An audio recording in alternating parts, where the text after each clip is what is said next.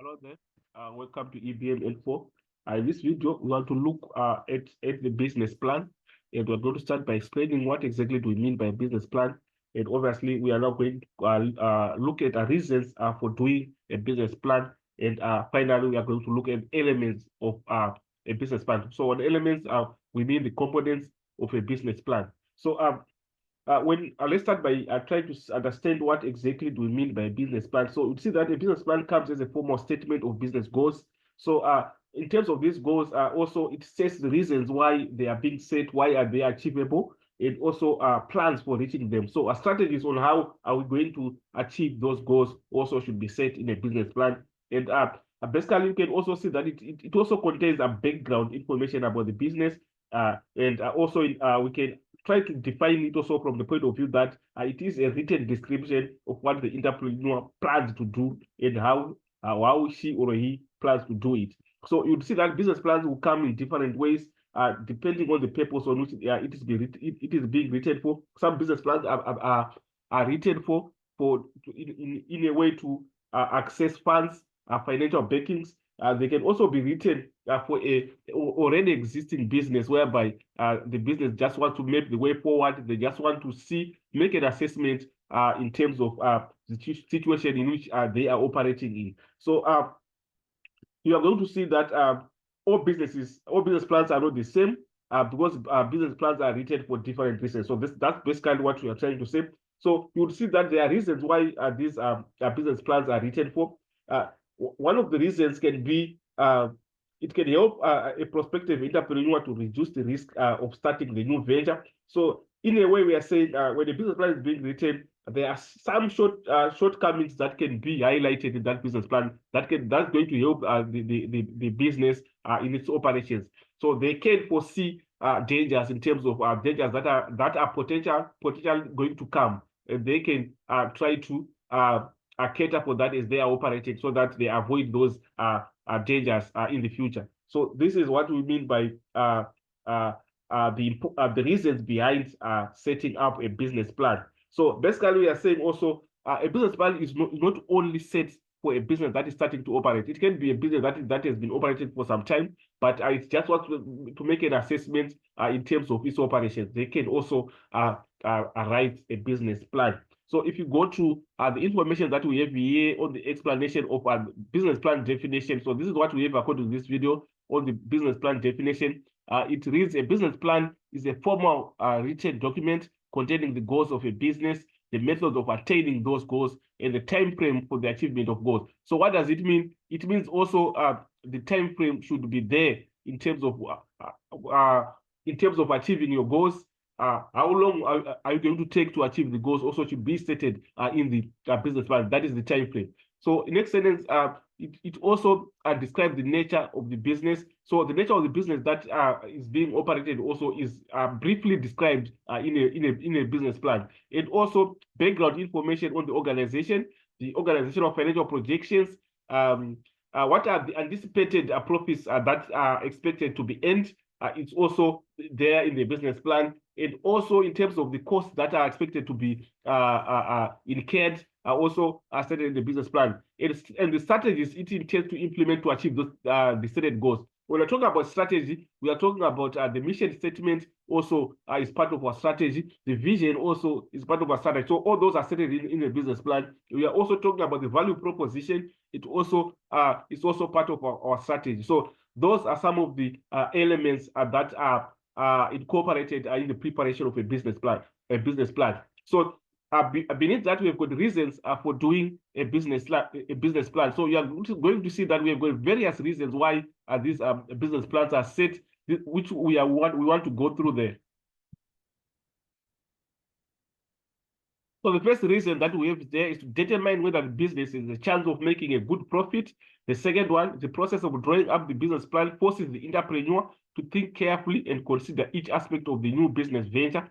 Then our third reason, the business plan helps the prospective entrepreneur to reduce the risk in starting the new venture. The next one, to provide an estimate of the startup cost, to convince investors and lenders to finance the business, to stay organized and stay track. So remember, we are saying on this point, we are saying a business plan can be prepared for an already existing business. So this is the reason behind an already existing business can prepare a business plan to stay organized and stay on track. Then the next one, to anticipate potential problems so that they can be solved before they become disasters. Then the last one provides a revenue estimate to target markets. So this is just a breakdown in terms of the reasons that are behind preparations of business plans in businesses. So beneath that now, we now have the elements of a business plan.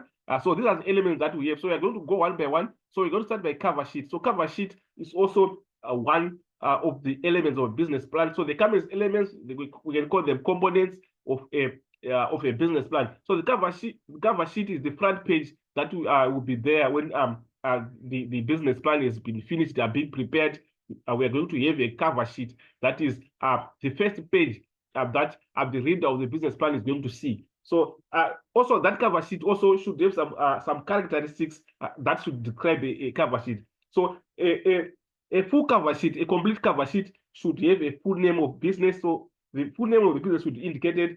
Even the address should be seen on the cover sheet.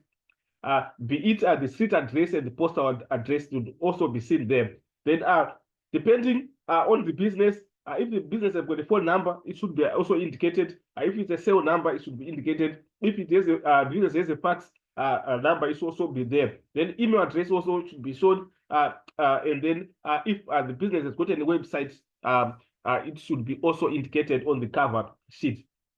Then also contact name in terms of the event that maybe the reader of the or the recipient of that business plan would want to inquire something about that business plan.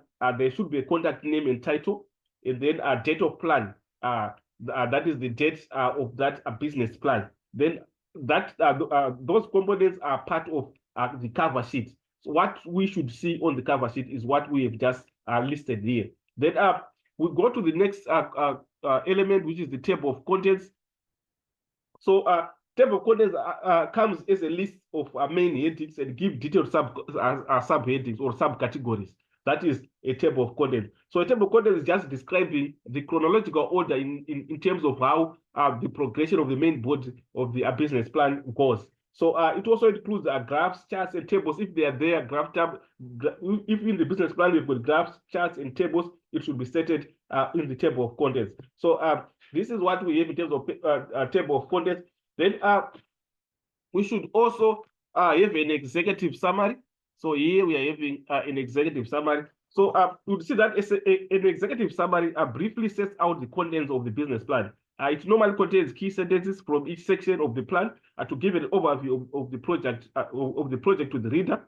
So you would see that the executive summary is explaining what is in the business plan. So in a way, we are saying the writing of the executive summary should be the last thing that should be done after completing the business plan. So after completing the main body of the business plan, you go back to the executive summary and you write in terms of what are the contents, what we have written in the business plan. That is how we should design an executive summary. So in the order in which it should appear in the business plan, the executive summary comes first, and then the main body of the business plan will come after. So you just leave it, and then you complete the business plan. Then after completing, you go to the executive summary to give a summary of what you have completed. So we should also know that this summary should be limited to 2 or 3 pages on average, and is normally written after the business plan has been drawn up, which is basically what we are trying to say. Then we go to the next element, which is the description of proposed businesses. So on this on this part now, we are giving a description in terms of what if it's a new business that is starting to operate. You are giving the reader an insight on what you want to do as a business. If it's a manufacturing business, you are stating how you are going to do it about your manufacturing processes. So this is what we have in terms of a description of proposed businesses. And also, you should also take note that emphasis of any unique features and how the product or service on offer will account for market penetration. So unique features of your products and how you should account for your market penetrations should also be stated in the description of a proposed business. So on your description of proposed businesses also, you should also state your objectives and make your objectives smart. When we are saying smart, we are meaning make them measurable, specific, and also they should be realistic. That is what we are trying to say here. And then after that, now we go to the next element, that is operations or production plan. So you would see that this one, all the operations on production plan, we are going to look at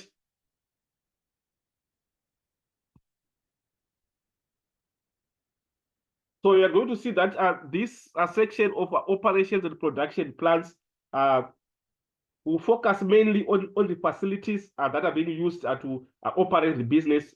If it's a manufacturing, the facilities that are going to be used to manufacture, and also the capabilities and equipment that are going to be used to do the business should be stated in the operations and production plan. So we are going to see that it also it also has to state the length and the capacity that the business has in producing or operating that business. So this is what we have in terms of operations or production plan. Then next we've got the marketing plan, which is now at element number 6. So on marketing plan, you'd see that this is a section which specifies the business marketing goals and how they are to be achieved. And also it should also go on to try to explain in terms of who will have the responsibility for achieving them. So the attention should mainly centered on the marketing mix.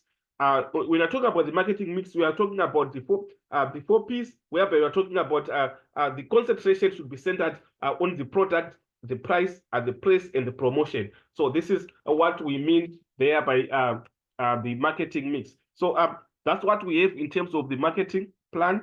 Then we can also look at the next one, which is the management plan. So on the management plan, we are talking about the quality of the management team. It should also be stated in the management plan. And we are also looking at the what is going to determine the potential success of the business should also be there. Then you see that one of the elements of the management plan is the form of ownership. So that's why you're going to state whether the business is a sole proprietor, is it a partnership, is it a company? It's also highlighted in that management plan. And also description of key staff skills and responsibilities in terms of their CVs. What are the skills do they possess? So this is just a way to try to convince, if it's a business plan to try to access funds, you are maybe trying to convince, if it's a financial institution, you are trying to convince it that we have got a capable workers at your business that can produce results. So that's the reason why we are saying there should be description of key staff skills and responsibilities. And also the organizational structure also is part of the management plan, whereby we are just stating the levels of authority that are there at the organization. So we are going to see that the organizational structure determines the roles, power, and responsibilities that are there in that organization. Then also, lastly, under the management plan, also you see that the administrative policies also should be stated in the management plan. So that's what we have in terms of management plan.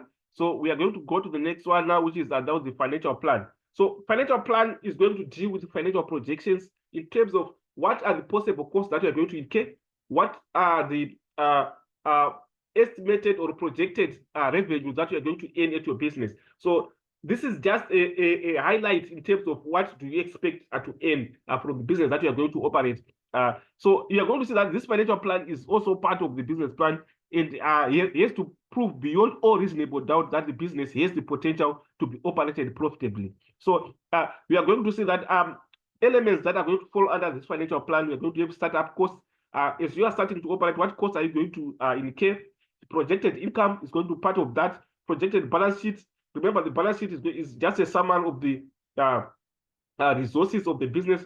Resources of the business, we are talking about the assets and also the liabilities of the business, and also the owner's equity is also part of the balance sheet. Remember, the balance sheet is described by assets, liabilities, and owner's equity. So we also have projected cash flow statement also should be there in terms of the actual cash movement in and out of the business that are expected to be seen. How are they structured? This is the projected cash flow statement. Then it should also include, the financial plan should also include the financing required. This is so a breakdown of where the finance will come from. For example, what percentage of the startup costs the owner will provide, and exactly how much money we have to be borrowed is also part of the analysis of the financial plan. Then finally, we are going to have the appendix of supporting material. So the appendix is just coming in the form of supporting material, whereby if possibly you can have credit reports, reference letters, legal documents, resumes, copies of contracts and leases.